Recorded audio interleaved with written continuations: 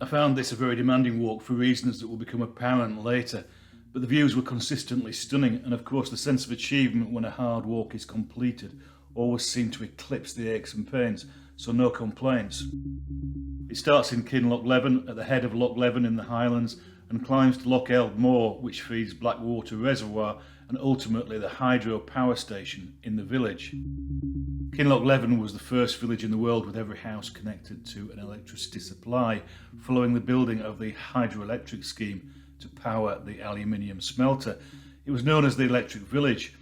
The smelter closed in 2000 and the electricity is now fed into the national grid. I started the walk with a bit of sightseeing.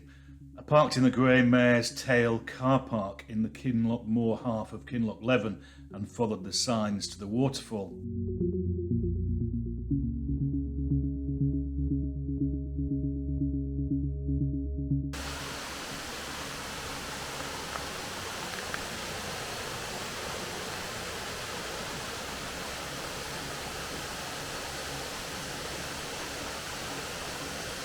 Given that it hadn't been raining much for a couple of weeks, the waterfall must be totally epic after some decent rain. Anyway, back up the steps and time to start the ascent. There's a confusing network of paths on this part of the hill, so I walked up to the viewpoint and then I aimed myself towards higher ground and kept walking. Just as you start to enter the wood, you join a path which is probably a shortcut from the waterfall.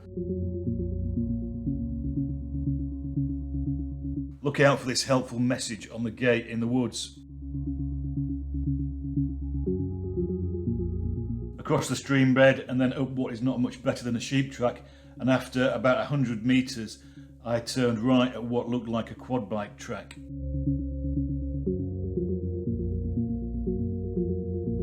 At this point I was pretty convinced I was lost, but the track started to look like a path, so I carried on uphill.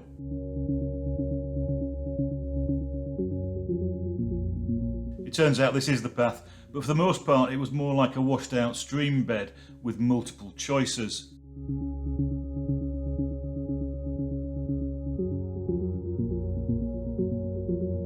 This is a steep climb on difficult ground, but as I came out of the trees and looked back, the efforts started to feel worthwhile. What I didn't know at this point was that the descent is equally steep and difficult underfoot, so I enjoyed the sense of achievement of climbing so high and so quickly for at least the next hour. By the time you get to the remains of the Iron Gate, you can see the old military road on the left, and then it's time to take one last look back at Loch Leven before going over the top of the hill. At the cairn on the military road it's a right turn, and then after about 300 metres Loch Eilde Mor comes into view.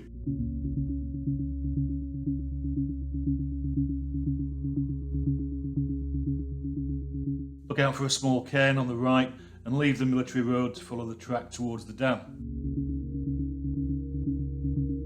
This track joins one of the service roads and then it's another right turn. As you descend to the dam you can see the beginning of the pipeline which snakes its way along the side of the mountain to Blackwater Reservoir. It's across the bridge and up onto the track above the pipeline bearing right. The path runs above and parallel to the pipeline. It's another multiple choice path with lots of useful and useless options to avoid the boggy ground. There are also options to avoid the steep drops. I wasn't totally confident this would support my 95 kilos.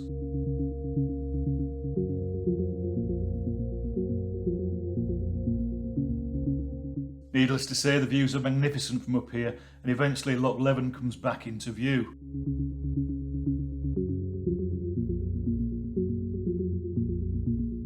Eventually the path crosses the pipeline and continues to the right of it. Then look out for the cairn, turn right and start the descent down to the River Leven.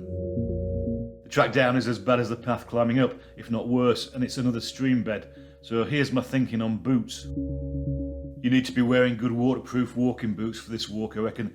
I was wearing my Innovate 345s with the graphene soles, which normally have a Spider-Man grip, and even they weren't holding on the smooth wet rock going down through these woods. Personally, I'd only do this walk again in good dry conditions, and I'll be bringing my walking poles as backup. After 64 years, my knees need as much help as they can get. When you reach the valley floor, it's through the gap in the wall and up to a path. Left takes you to Blackwater Reservoir, so take a right. This is a pleasant walk through mixed woodland, across a bridge over the river from the loch, and then the path runs parallel to the River Leven.